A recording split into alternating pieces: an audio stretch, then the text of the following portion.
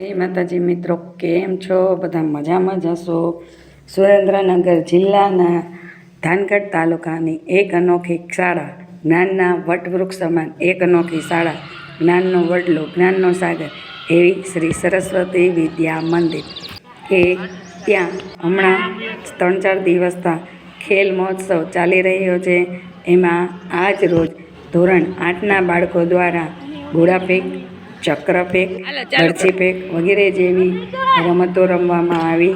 ત્યારબાદ ધોરણ 5થી ધોરણ 8ના બાળકો દ્વારા રસ્સા ખેંચની રમત રમાડવામાં આવી.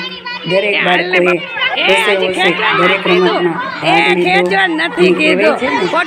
રમશે બાળકો અને જીતશે વિદ્યાલય એમ દરેક બાળકોએ પોતપોતાની ક્ષમતા અને શક્તિ પ્રમાણે દરેક સ્પર્ધામાં ભાગ લીધો અને ભાઈઓ અને બહેનોએ પ્રથમ, દ્વિતીય અને તૃતીય ક્રમાંક લઈ અને પોતાનું અને પોતાના પરિવારનું નામ રોશન કર્યું.